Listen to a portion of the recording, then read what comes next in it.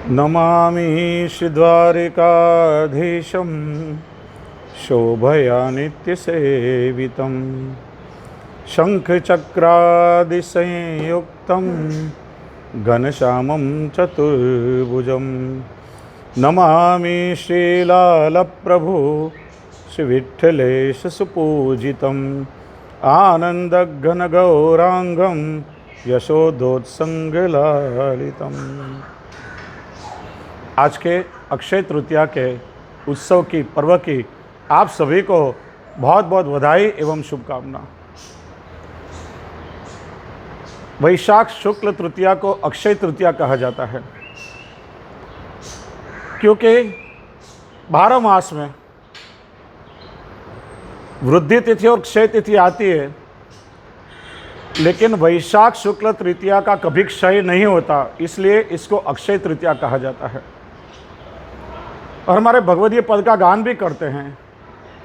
अक्षय तृतीया अक्षय लीला नवरंग गिरधर पहरत चंदन, वाम भाग वृषभानु नंदिनी बीच बीच चित्र किए नववंदन।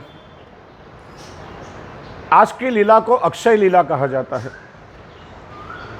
क्योंकि ठाकुर जी की दान लीला, मान लीला, रास लीला, यह लीला प्रतिदिन संपन्न होती है। लेकिन आज के दिन ठाकुर जी और स्वामी जी परस्पर एक दूसरे से मान नहीं करते, संयोग की लीला, इसलिए अक्षय लीला कही जाती। इसी तरह से अक्षय नवमी के दिन भी मान के पद नहीं गाए जाते और दीपावली को भी नहीं गाए जाते। आज के दिन का विशेष महत्व यह है कि आज से त्रेता युग का प्रारंभ हुआ था। और पुष्टि मार्ग के दृष्टिकोण से देखा जाए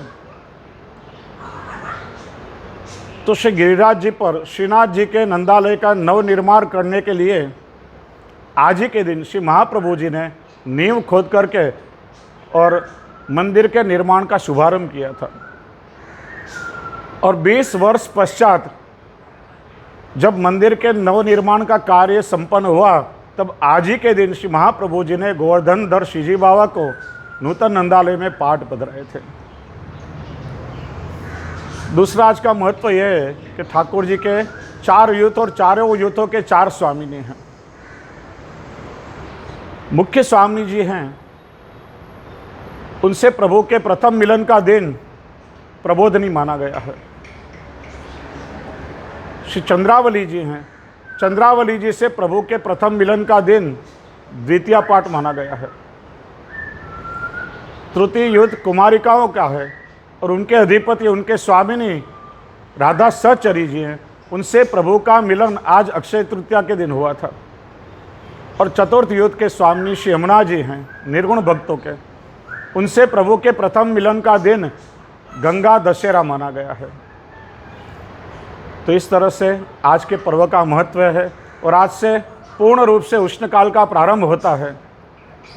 इसलिए ठाकुर जी की उष्णकालीन सेवा का प्रारंभ भी आज से ही होता है और प्रभु को सभी प्रकार के शीत उपचार किए जाते हैं। आज से ठाकुर जी को वस्त्र साथ पिछवाई सभी श्वेत आता है, हल्के रंग के प्रतिदिन आते हैं। ठाकुर जी के निज मंदिर, तिवारी आदि के टेरा पर्दा सभी श्वेत रंग के आ जाते हैं। आज से ठाकुर जी को मोती की जोड़ी आभरण में प्रारंभ होती है। नरसिंह जी जैसे बड़े उत्सव आते हैं तो हीरा मोती की जोड़ी ठाकुर जी धरते हैं। हिंडोला से ठाकुर जी को रत्न जटित जड़ाव सभी प्रकार के आभरण प्रारंभ होते हैं। केवल रथ यात्रा के दिन सभी प्रकार की मालाएं ठाकुर जी देते हैं। आज से ठाकुर जी के खंड पाठ पर छिप के और चंदन के गेंद छड़ी खिलौना आदि प्रारंभ होते हैं। आज से ठाकुर जी को राजभोग से उत्थापन तक मिट्टी के कुंजा करोड़ आदि आती है और शैया मंदिर में भी मथनी आदि धरी जाती है, जिस पर श्वेत वस्त्र चुन करके विविध रंगों के पुष्पों की पखुड़िया आदि से सुंदर कलात्मक उसे सजाया जाता है और प्रभु को अंगीकार होता है। आज से ठाकुर जी को प्रतिदिन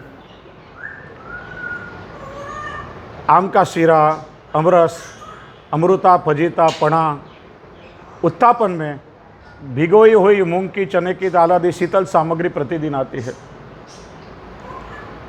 आज से प्रतिदिन मंगला और शयन में ठाकुर जी आड़वन धारण करते हैं और ठाड़े स्वरूप को शयन में श्रीकंठ में 7 माला की पूरी जोड़ और लालन को गादी पे 7 माला की पूरी जोड़ धराई जाती है। आज राजभोग में ठाकुर जी को श्रीअंग पर चंदन धराया जाता है। इसका प्रकार यह है, चतुर्भुज स्वरूप यदि हों श्री द्वारकानाथ जी, श्री कल्याणराय प्रभु, श्री मथुराधीश जी आदि, तो सबसे पहली चंदन की गोली हृदय पर धारण कराई जाती है, फिर ऊपर के दोनों श्रीहस्त पर, फिर नीचे के दोनों श्रीहस्त पर और अंत में दोनों चरणारविंद में, यानी चतुर्भुज स्वरूप को 7 चंदन की गोलियां धराई जाती हैं। लालन को प्रथम हृदय पे, फिर दोनों श्रीहस्त में और फिर दोनों चरणारविंद में 5 चंदन की गोलियां धराई जाती हैं। और प्रतिदिन राजभोग के समय में ठाकुर जी के दोनों बाजू गुलाबदानी और जेमनी बाजू चंदन की बरनी उत्थापन तक आती है और शयन में चंदन की बरनी प्रभु की दाई ओर धराई जाती है। बहुत से वैष्णव ठाकुर जी के श्रीअंग पे चंदन का लेपन करते हैं, बिल्कुल गलत प्रकार है। नित्य हमारे यहाँ ठाकुर जी के श्रीअंग पर चंदन का लेपन नहीं होता है। केवल रोहिणी नक्षत्र में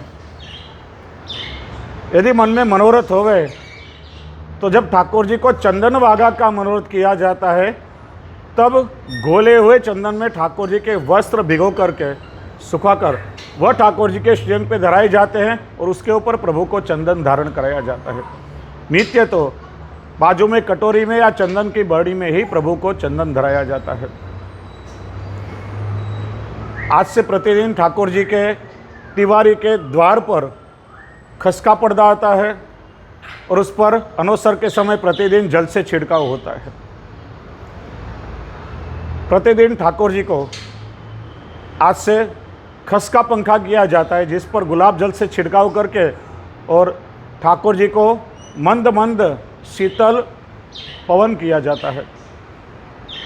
आज से ठाकुर जी के चौक में जल का कुंड और फुवारे शुरू हो जाते हैं और नरसिंह जयंती से ठाकुर जी की तिवारी में खिलौने वाला जल का थाल और निज मंदिर में भी जल का छिड़काव और ठाकुर जी के ऊपर और सैया जी के ऊपर गुलाबदानी से गुलाब जल का छिड़काव होता है। कल वैशाख शुक्ल द्वितीया से ठाकुर जी को लाल वस्त्र बंद हो जाते हैं और आज से ठाकुर जी को लाल वस्त्र नहीं धराया जाता। सीधे कसुम्बा छठ के दिन ठाकुर जी को लाल वस्त्र धराए जाते हैं और ठाकुर जी की माला जी में भी आज से लाल पुष्प बंद हो जाते हैं, क्योंकि उष्ण रंग है इसलिए। ज़्यादा से ज़्यादा श्वेत पुष्पों का उपयोग होता है और हल्के रंगों के पुष्प ठाकुर जी को माला में धारण कराए जाते हैं। और आज से ठाकुर जी को वस्त्र में सुनहरी रंग की किनारी भी बंद हो जाती है। तो इस तरह से उष्णकाल में प्रभु को शीतोपचार के द्वारा अधिक से अधिक प्रसन्नता हो, इस प्रकार से हम प्रभु की सेवा करते हैं। तो पुनः पुनः आपको आज अक्षय तृतीया के उत्सव की बधाई देते हुए और मैं वाणी से विराम लेता हूँ।